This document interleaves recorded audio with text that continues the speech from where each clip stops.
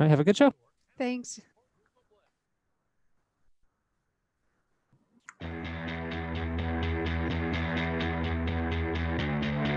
Welcome to an enlightened hour of interactive talk.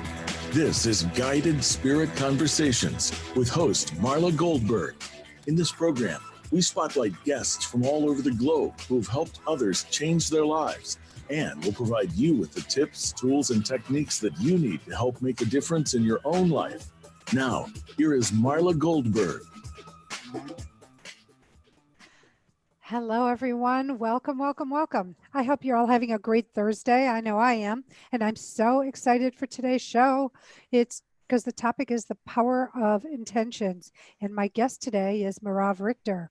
Merav is a best-selling author, inspirational speaker, two-time TEDx speaker, poet, philosopher, comedian, performer, and a passionate advocate for giving voice to the voiceless.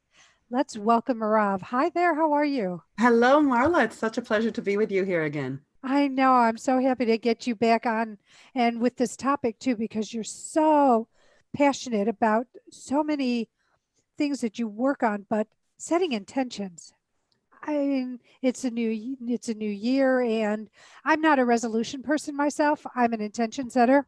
And then I follow with goal setting to try to accomplish. What do you do? Oh, I love this question. And you're right, Marla. I'm not a resolution person in the traditional sense either. I call myself a goal digger, and not to be confused with a gold digger, though nothing wrong with that, whatever your intentions are. But I call myself a goal digger. GOAL, folks. GOAL. Exactly. But it's a great, party trick telling people, what goals are you up to? I'm a goal digger. I love reverse engineering goals. And really, when we look at intentions, it really is intention is really your goals.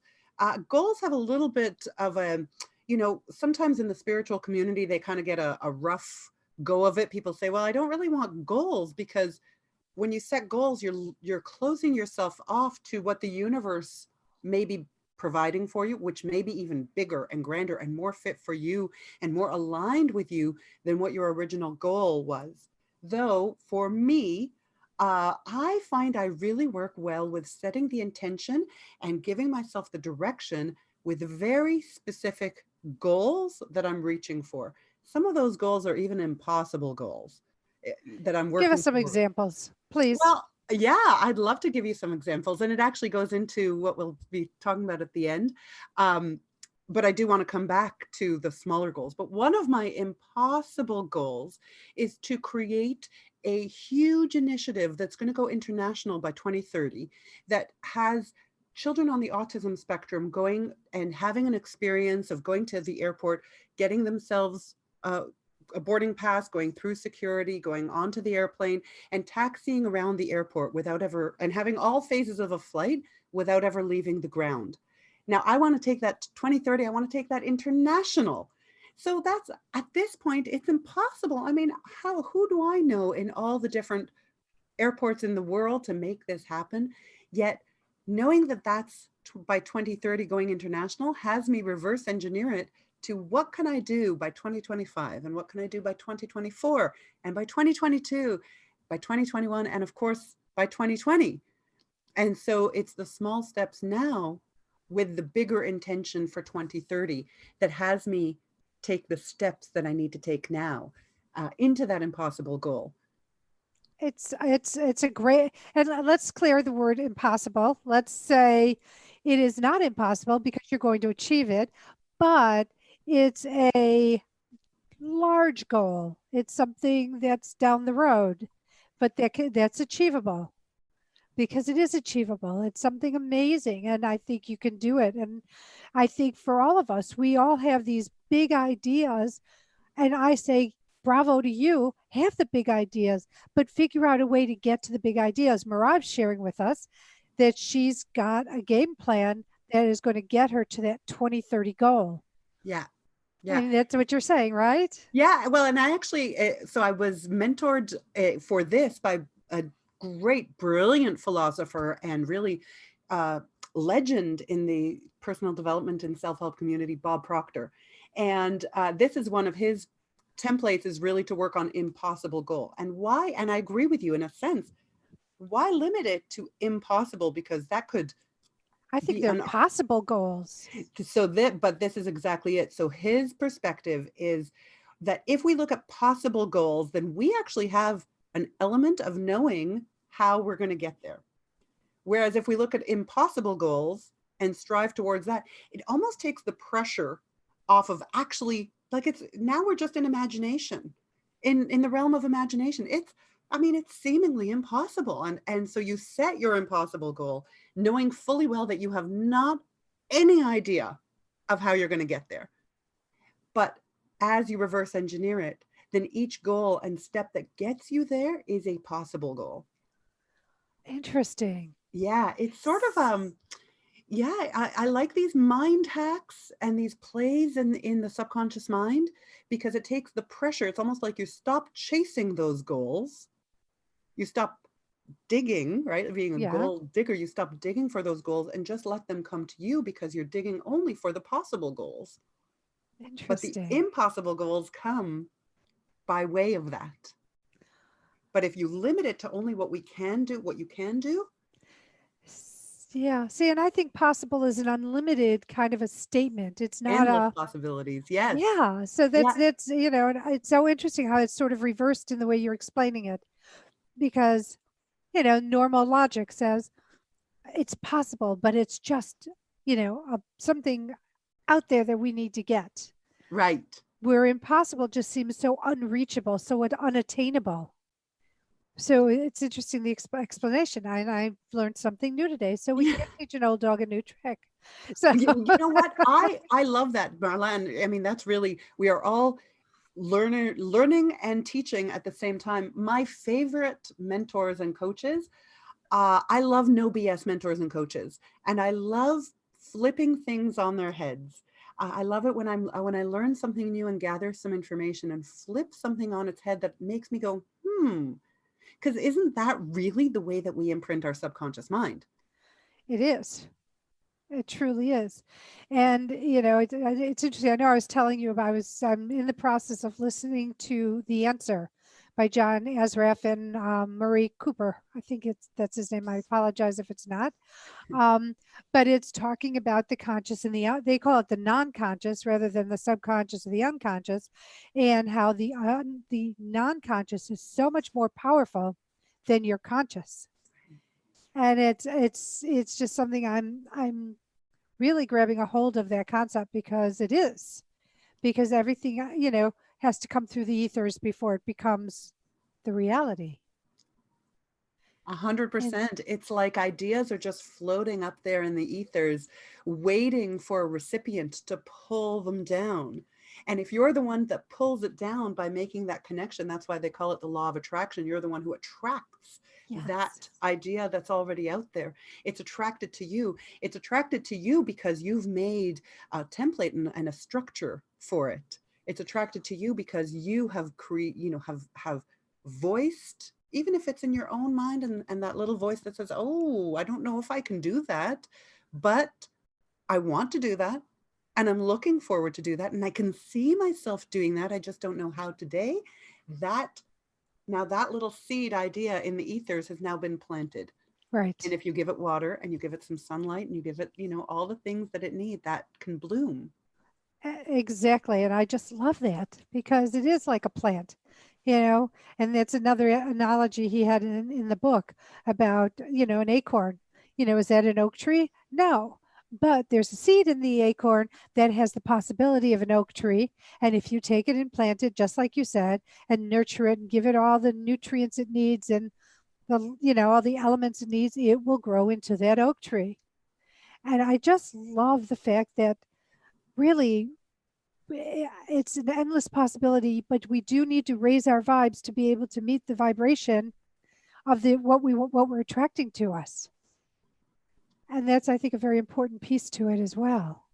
Yeah, I love that. And I love how you brought into, this new book that you're reading, and I put it on my reading list because actually one of my New Year's resolutions, so I don't call them resolutions, I call them revolutions, and it really is my New Year's evolution, right? Who do I Yeah. want to be? I feel like we're always evolving, and it doesn't take any subjective date on the map, on the calendar for us to resolve or to become anew. I mean, we're becoming anew every second, every minute, every day, where we can choose to become anew. Whatever doesn't serve us anymore, we can release and find something new.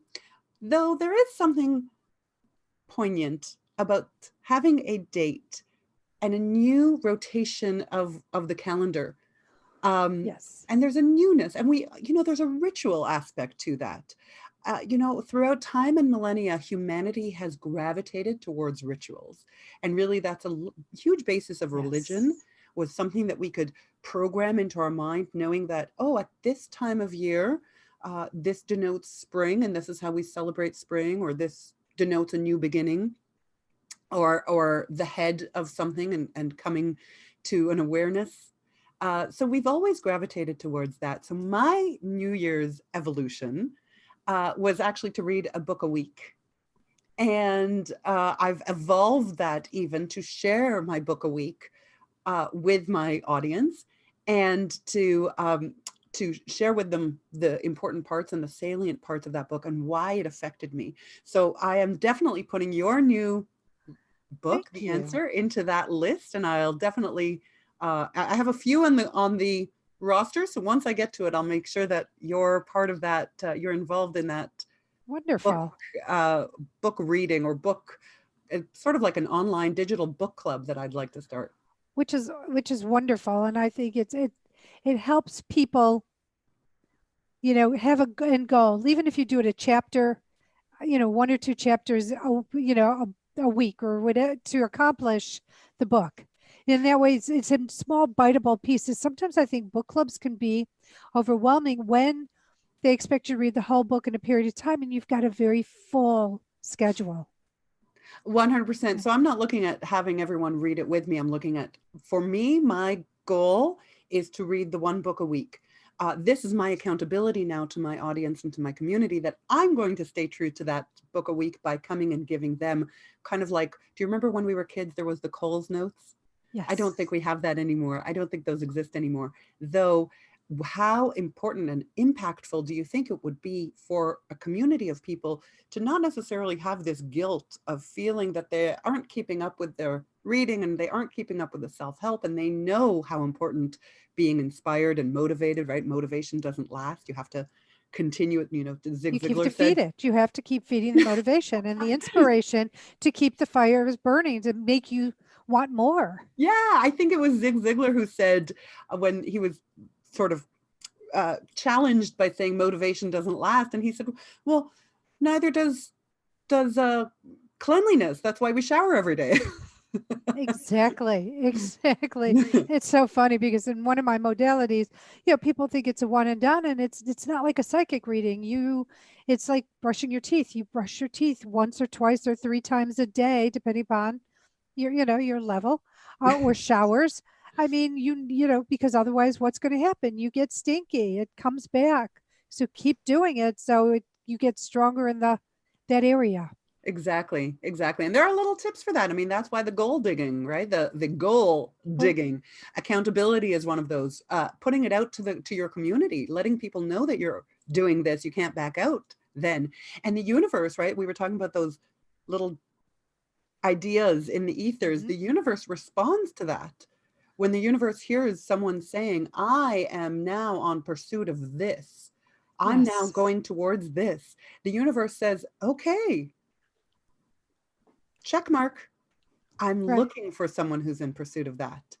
And then the universe conspires, To right? There's bring something you. called paranoia. We've all heard of paranoia, where we think that people are conspiring against us. There's also pronoia, the belief that the universe is conspiring with you. I love that. I do. Say it again for me, please. Pronoia. Pronoia. So Say that 3 times quickly. Yeah, pronoia, pronoia, pronoia. Pronoia. Like, I wouldn't have been able to say it the fourth, but That's so funny. I just thought of something that's so unrelated, but I was thinking, you know how they put that accent, pronoia, pronoia, pronoia. oh, It that would just be good. changes it to make you remember what it is. Yeah, like a little Saturday Night Live skit, talking pronoia, pronoia. What is it? You have pronoia, Marla. Yeah, You believe everything happening for you, Marla. That's very funny. Yes. But I think you're right, and the universe does conspire. But here's the caveat. There is a caveat to that, though, right? That if you sit there and say, "I want this," and then you have the voice in your head going, "But you know, but it's not going to happen. But I never get what I want. But then you're going to they're going to listen to that and bring that to you. You've got to change the habit, and it's all about it's changing the way you think, changing your habit, changing what your belief systems are. And it can be done. And if people remember, fake it till you make it, you will be able to make it and not let those little dark voices really keep you down, hold you down. Yeah.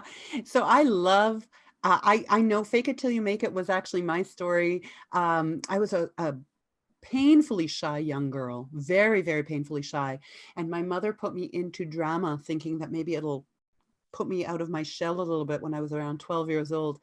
And there I learned to put on roles so that I can act these roles. And then I realized at that time that I could also put on roles to act very confident and to act like I'm walk into a room and act as if I'm capable and confident in that room and self-expressed and self-confident. And that was really Fake It Till You Make It. And it truly worked. And it was really life-changing for me, that Fake It Till You Make It. And now I'm in the point of my life where I kind of think like, I don't want to fake it till I make it anymore. That's not for me anymore. Now I do Align by Design.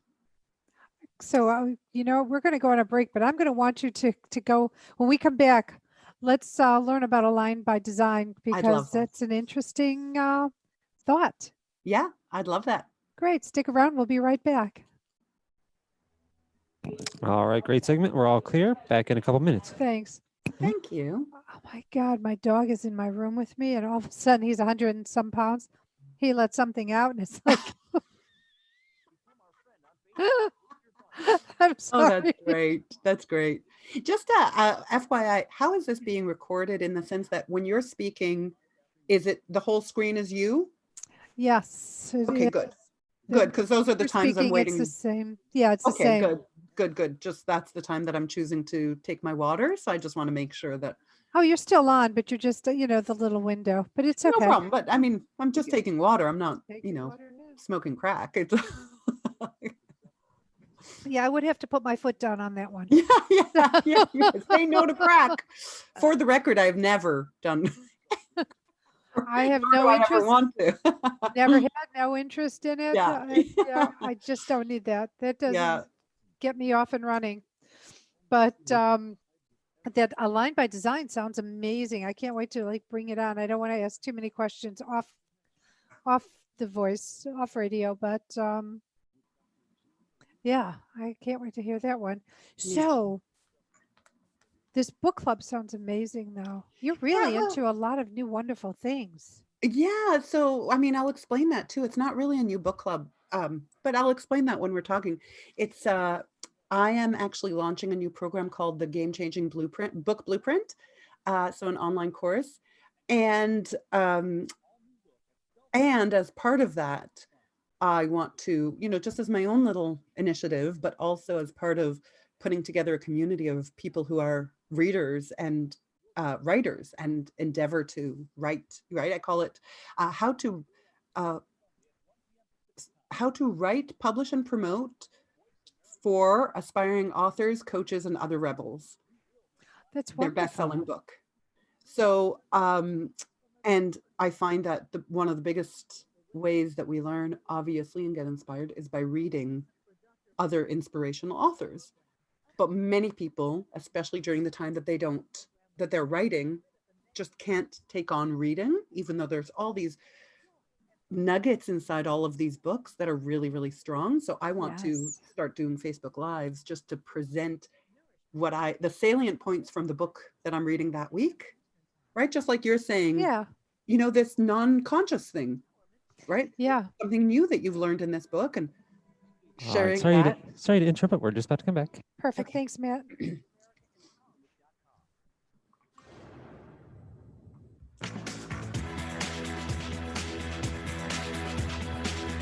You are listening to Guided Spirit Conversations. To reach Marla Goldberg or her guest today, you're invited to call in to the program at 1-888-346-9141. That's 1-888-346-9141. If you'd rather send an email, the address is guidedspiritconversations@gmail.com. Now, back to this week's program. Hello, everyone. Welcome back. I am so excited. We are talking to Marav. I am talking to Marav Richter. And Marav is a best-selling author, inspirational speaker, been a two-time TEDx speaker, poet, philosopher, comedian, performer, passionate advocate for giving voice to the voiceless. Let's welcome her back and pick up where we left off about talking about Aligned by Design. Welcome, Marav. Thank you so much, Marla. And what a great open loop, right? All the best sitcoms and Netflix specials always do this. Before we go on break, let's let you know what we're doing in the next segment. And perfect example, great writing, great, I'll keep it an open loop, Marla. So you're, Thank you. as you very always, a much. great interviewer, as always. Thank you. Appreciate that. So Aligned by Design. Yeah. So as we all heard when those of us who had heard of this thing, Law of Attraction, or The Secret movie, or, back quite a few years ago, there was a lot of this fake it till you make it. And a lot of university studies have actually proven now, and I reference it in my book, Brave Ecstatic Woman, that what happens is, and you were talking about vibrational frequency. So what happens is that when we endeavor to fake it till we make it, and I'm not against that. As I mentioned, when I was a kid, that really helped me to bring out my confidence because I learned how to fake it till you make it. But what happens is that when our conscious mind, when we're trying to program our conscious mind to do something, and at the same time, our subconscious mind, or as you mentioned, John Assaraf's book calls it the non-conscious mind, isn't vibrating with it, or sort of says, like if you say, I am rich and thin, and the subconscious mind goes, no, you're not. Yes. It actually works against us, because what happens is the subconscious mind creates the feeling, and the feeling is that's fake. Mm-hmm. You're a liar.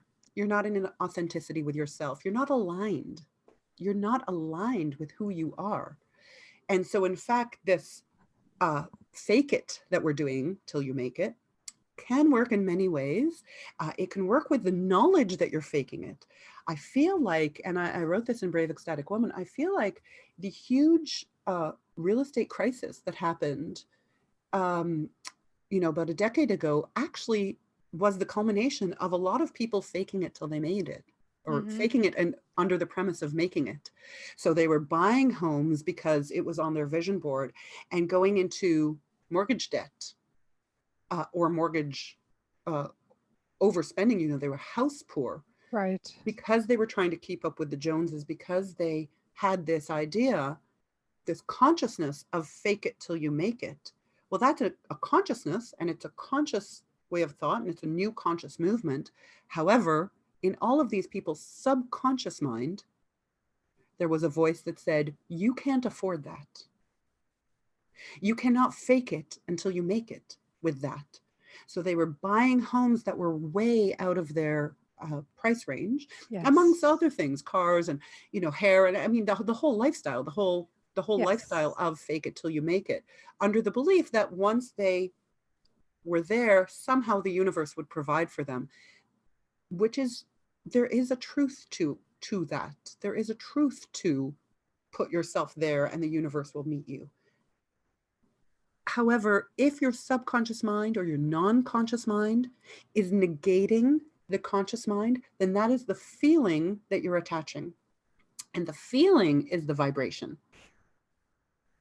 The feeling is actually what's attracting from the ethers, from the universe. The feeling is the attraction. The feeling then is, you can't afford that, you're faking it. And therefore, now the universe is going to provide for you the mirror of that feeling that you're faking it, that you can't really afford that. And I think a lot of people got into a lot of trouble under that mental image of fake it till you make it. And so it's sort of like a Schrodinger's cat. Fake it till you make it is true. And at the same time, it's not true. You have to really know what it is that you're faking till you're making. So that's why I really go under for myself, and some of my mentors, the mentors that I align with, are no BS. They cut through that BS and say, you know, that could be true if you have a realization of what it is that you're working towards. There's a university study that actually says that all of those affirmations, let's say, if you don't believe that they're true, they're actually doing worse. You know, they've actually put studies, had people go through functional MRIs to see the vibration in their body, to see what the energy output, and had them say things that they knew were not true. And we know that even from the studies of David Hawkins, that wrote Power versus Force, and then Wayne Dyer, who gave some of those examples, you know, that if you try to put your arm outstretched and sit, and Wayne Dyer even did this in some of his workshops, where he would tell the person, say something that isn't true, like, tell me that your name is John Doe. And the person would say, my name is John Doe. And you could easily bring down the muscles in their hand. Muscle testing. Muscle testing, exactly. Yeah. Whereas if you said something that's true, no force in the world could bring down the power of your arm. So same thing now, if you think of these fake it till you make it, or these visions or affirmations that we believe are not true, the power of that force is now going to bring you down, and it's going to bring the vibration down, because your subconscious mind is always listening, always on point. And so that brings me really to align by design. So now if you think of your vibration, your frequency as a superhighway, and you are driving on the wrong side of the street, what's going to happen? Catastrophe, possibly. Crash and burn. Yeah. Right. Crash and burn. I mean, you might go, if you're on a dark desert highway and there's no one there, you could probably go for maybe a few miles on that, speeding along, thinking, hey, I've got no problem here. There's no force that can work against me. But eventually, not only are you going to crash and burn, here's the other thing. You are not going to see all the signs for the let-offs, all the signs for the turnpikes that you need to go on. The exits, yeah. Right? Yeah. You are going to be walking down a hallway or driving down a highway that has absolutely no signs for you to proceed along your path. And just picture vibrationally how fearful, if you're driving alone on a dark, desolate highway at night with no signs along the way, how desperate you might feel, how not aligned. And now let's reverse that if you know that your destination, your intention is to a city, you're driving from New York to California, and along the way, you know that you're driving on the right path, you're going to see the sign that says rest stop along the way, because you are going to take some rests along the way. Yes. And you're going to see the sign that's going to say refuel, because you're going to need to refuel along the way. And you're going to see the sign that says hotel, food, well-being, and you're going to find the people along the way and the environment, and you're going to be aligned in your design of where you want to go. That is amazing. That's great. That's a great way of putting it. It's a way I haven't thought about it before, but it makes so much sense when you're going through, down a road that you're unfamiliar with, and there's no lights on, and there are no signs. And then you just keep going and end up God knows where. But when you're on the right road with the, it's the signs are lit up. It doesn't make a difference if it's day or night. The signs are lit up, and you know that you could stop and get your needs met, whatever they might be in life. And you can just pull off and get them met and get back on the highway when you're ready. I think that's a beautiful visualization. Yeah, well, thank you. It's funny because I think that the New Thought movement has really evolved over the last 20 years. And I know for myself, I feel very fortunate. My mom was my first introduction, my first teacher into all of this sort of spiritual thought, New Thought. My mom introduced me to Louise Hay and to affirmations and to Kabbalah and to all of these sort of really outside the box thinking. I remember even when the law of attraction and The Secret came out and people were like, oh, have you heard of this thing? I was like, we've been speaking that language for years now. How ahead of the curve you guys were. Well, yeah. And I thank my mom for that. I will also say, and let's align this. My mom also got sick with cancer when she was quite young, when I was 14.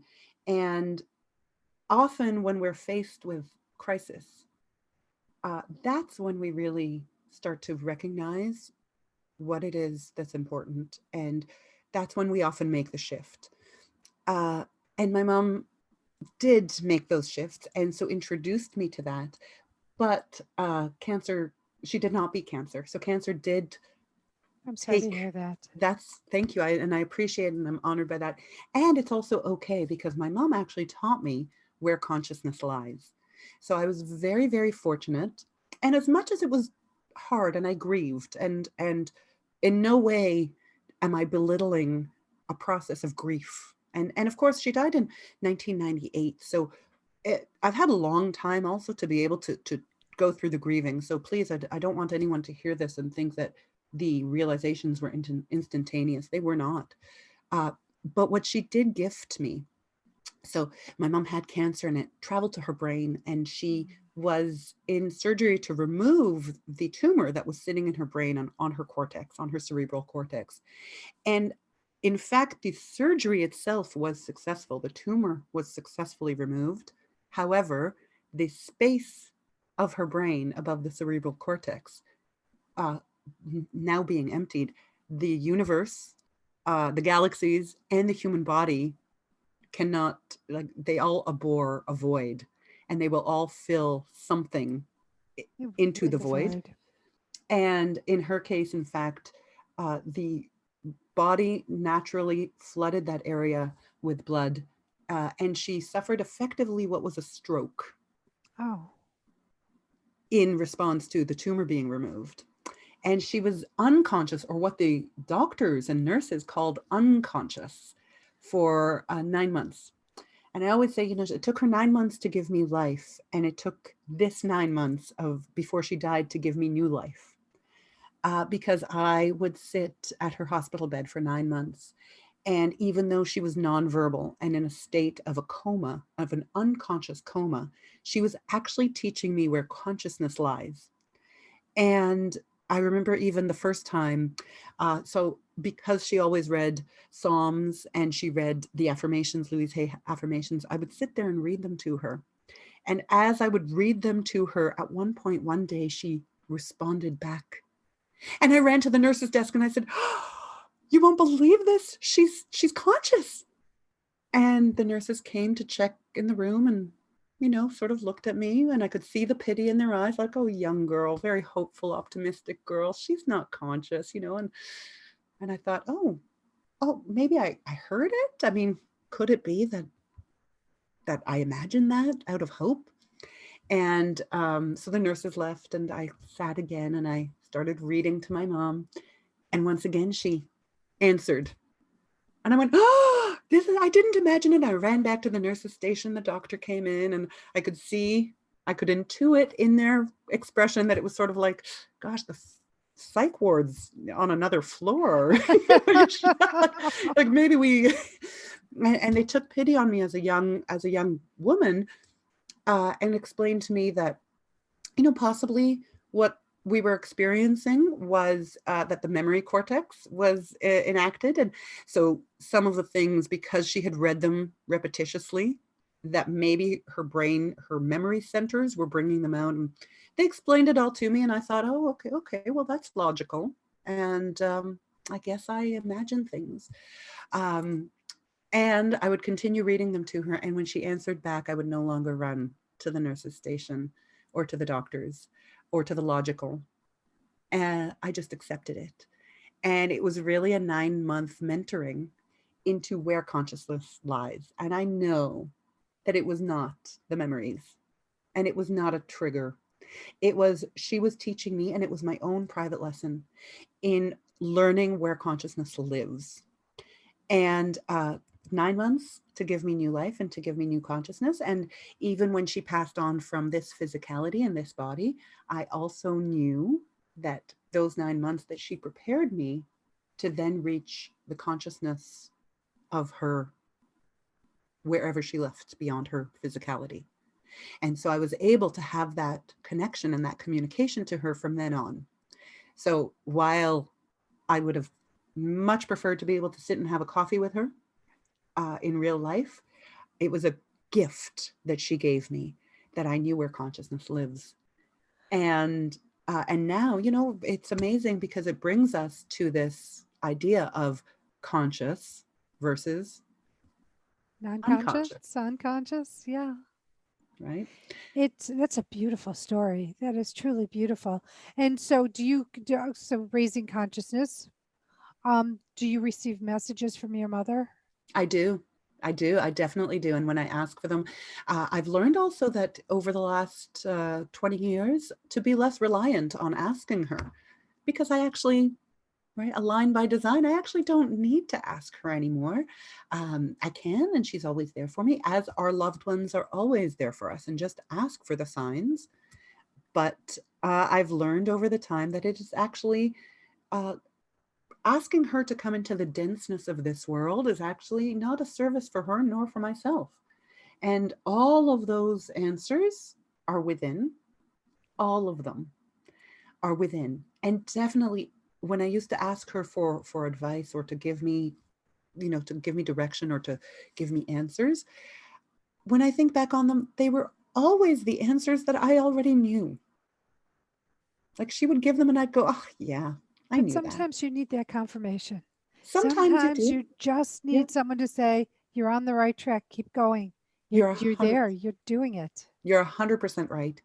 And that's what my mentor calls the loving mirrors. And having those loving mirrors in your life really is essential to your growth. So I 100% agree with you. It's not just from within, it is from without. And align your life with those loving mirrors and those people who will say to you, you're on the right track. But the ultimate judge of what those answers are is within. It's true. When we come back, I want to talk about the people that are not the loving mirrors and how you deal with them. Great open loop. I love it. Thank you. So we'll be back right after this break. Stay tuned, please. Stick around for this great conversation. All right, perfect. Awesome job. Back in a couple minutes. Thanks, Matt. How great. You're so good, Marla. Such a great interviewer. Love. You have such a beautiful, beautiful talent. Thank you. I appreciate that. That's really kind. And the stories, I'm so engrossed in your stories. It's like, just keep talking. Make my job really easy. That, we all have our talents. Yours is as an interviewer. Mine is definitely as a storyteller. That's my first book is actually The Secret of the Storyteller. And it really is what I feel is my gift. You are so talented on so many levels and so many areas. It's really, I don't even know how to say it. Like I look at it, it's like, oh my God, she's brave enough. She does these talks. She starts these groups. She has these, Line by Design, the game-changing book blueprint, and then on top of it, you perform and you're a comedian and you have a job on top of it. And a mom. And a mom. And a wife. Your wife, right?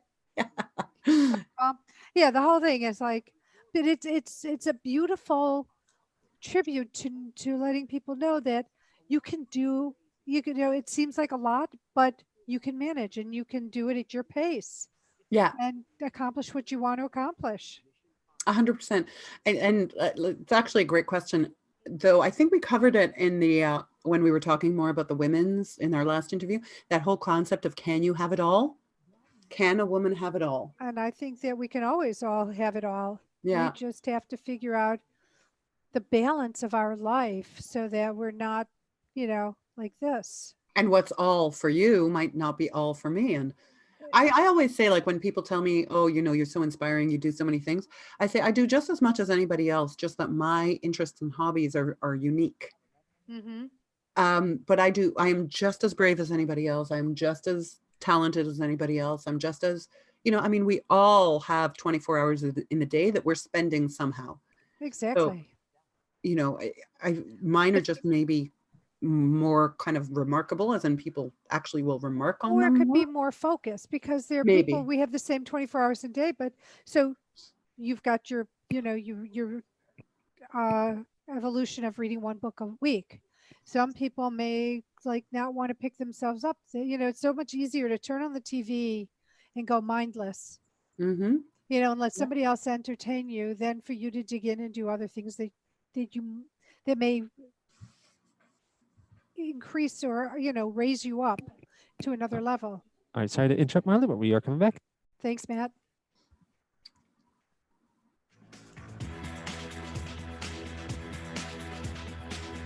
You are listening to Guided Spirit Conversations. To reach Marla Goldberg or her guest today, you're invited to call in to the program at 1-888-346-9141. That's 1-888-346-9141. If you'd rather send an email, the address is guidedspiritconversations@gmail.com. Now, back to this week's program.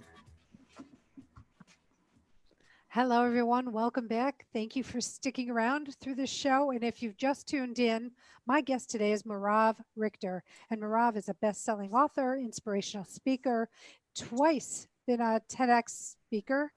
She is a poet, philosopher, comedian, performer. She's a passion advocate for giving voice to the voiceless. But before we bring her on, we're going to bring her on, but we're going to hit our charity shout out first. And Merav's charity is Open Skies for Autism. Am I saying that correct? Correct. Yeah. Open Skies for Autism. Yeah. Okay.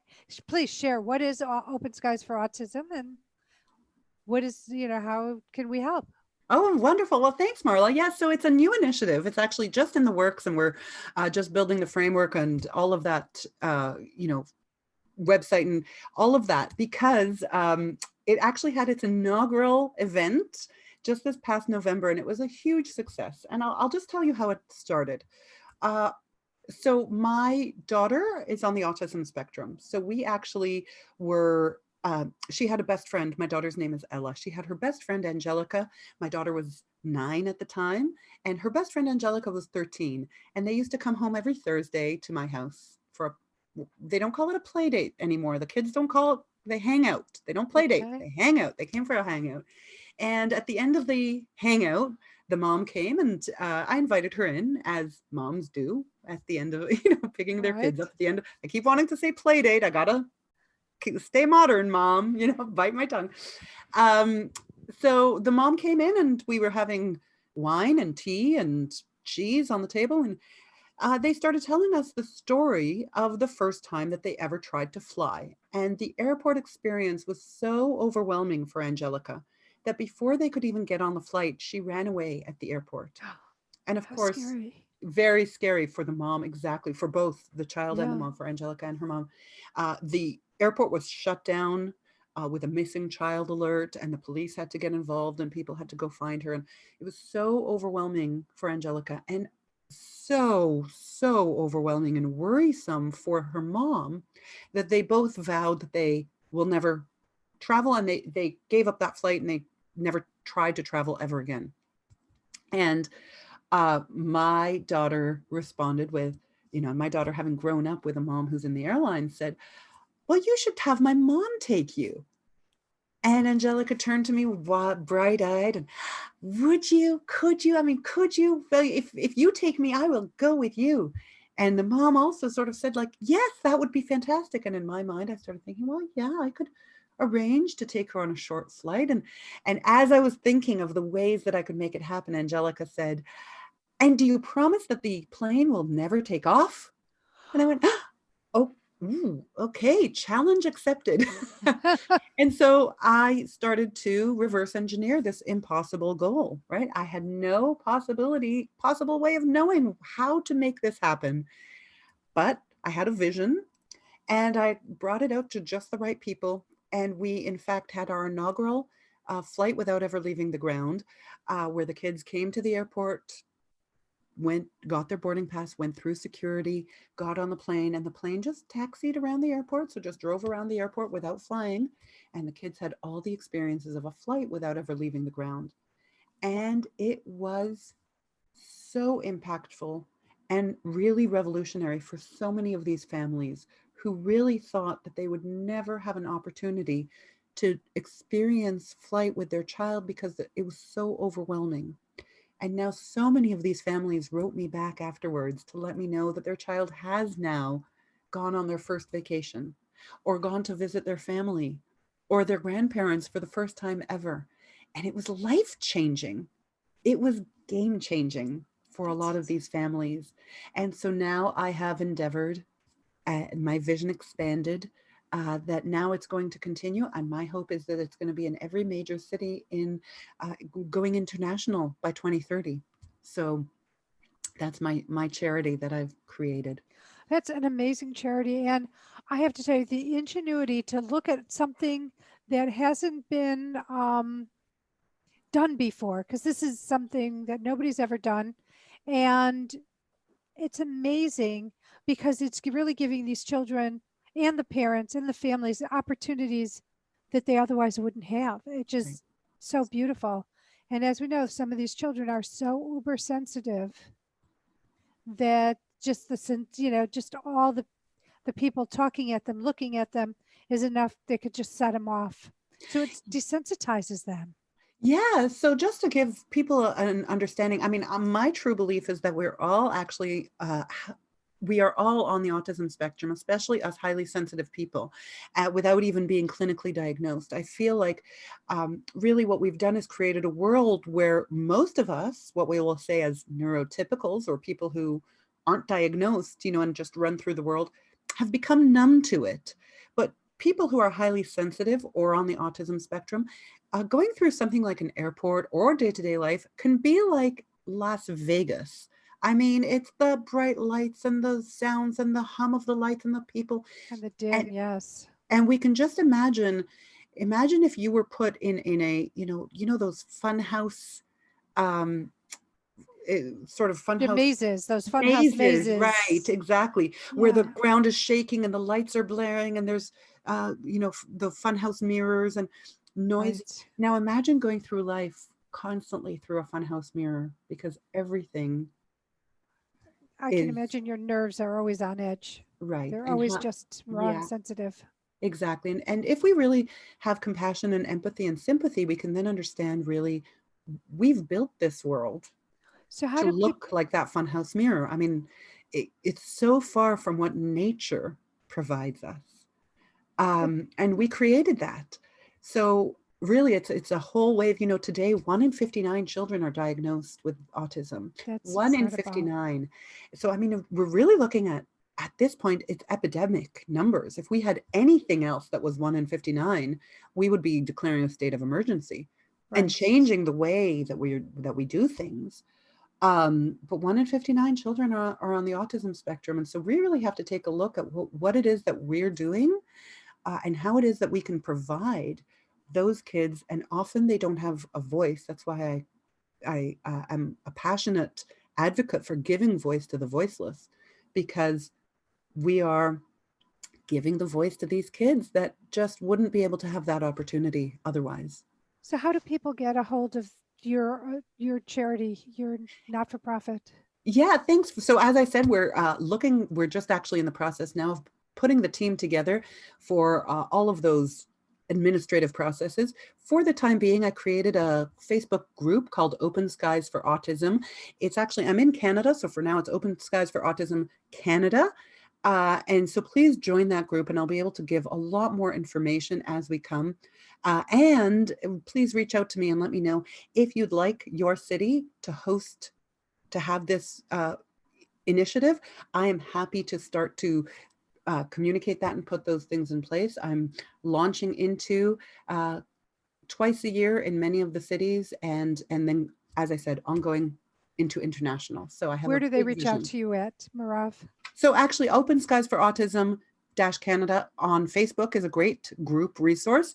Of course, you can always email me also at marav@maravrichter.com. I'm happy to always get feedback there as well. And Marav is spelled MERAV, and Richter is RICHTER. Correct. .com. Yeah. So it's I think it's a wonderful initiative that you've started, and it's so like outside of the box for the average individual. I know, because you have spectrum children, you know, your daughter has on the spectrum and her friends, that it's more in your life than people who don't. But it's just, I don't know if people really think about children traveling unless they have to travel, or until the point where they have to get on that plane, train. Even an elevator can be overwhelming to a child on the spectrum. Definitely. So it's great. Okay, but I want to go back to, we talked about the loving people who are mirrors for us. How do you deal with the people who aren't so loving, who are mirrors for us? I love this question, Marla. And I'll tell you why I love it. I mentioned before, I love mentors who cut out the BS. Mm-hmm. And I think that a lot of people in that law of attraction, spiritual, personal development community don't want to look at that, because they say, well, that's, you know, let's look only at the positive. Let's look only at, let's ignore anything that is negative, so that we don't kind of dull my vibe, man. That's bringing my vibe down. And I think that that's also not looking at reality. It's kind of like that whole fake it till you make it conversation we had. It's not looking at the reality that there are sometimes people who want to bring you down from your success, or who do not align, or who are jealous, or who want to compete with you, or will copy you, or, I mean, this is just the reality. And I think also that is also one of the biggest inhibitors to success, that people start thinking, gosh, I don't want to become successful because I don't want someone to copy me. I don't want to become successful because I don't want people to be jealous of me or to try to bring me down. And it is 100% true that there will be people who will try to bring you down. The bigger, the more successful, your success rubs their comfort in the wrong way. Yes, that's such a great way of putting it. It's true. Yeah. So how do you deal with it? There's only one way to deal with a negative force or negative influence, and that's add more positive force or positive influence in your life. So as you start to butt against the circumference of their comfort zone, or of your own comfort zone where they're used to you, you have to bring in more people that are outside of that comfort zone. So expand that comfort zone and bring more people to be on the outer edges of that comfort zone, so you can see where it is that you're going. That's brilliant. Absolutely brilliant. And Marav, I've got to wind up the show, but it has gone so quickly. I just love our conversations. As do I. There's so much meat in it. And I thank you so much for being here. And for everybody out there, please reach out to check out Marav at maravrichter.com. Did I say that correctly? Correct. Okay. Yes. Perfect. Thank you very much. I want to thank Voice America, everybody there who helps me get the show up and running and make it sound so great. Thank you. So grateful for you. I want to say thank you to Teresa Scott Reed, my assistant, my right hand, my left hand. I don't know where I'd be without you. And I want to thank, most of all, you, the listener. I am so eternally grateful for you taking time out of your day to listen to this podcast. I hope that in some way, shape, or form, you have received some inspiration, motivation, or tools, tips, techniques that will help you enhance, tweak, or shift your life, whatever you feel it needs to be. I look forward to being with us next week for our next show, which is going to be wonderful. And till then, I'm just going to send you love, blessings, and gratitude. Thank you so much for participating with me. Thank you, Marla. So Thank grateful you, to you. love. Thank you. All right, great show today. We're all clear. Thanks, Matt. Yep.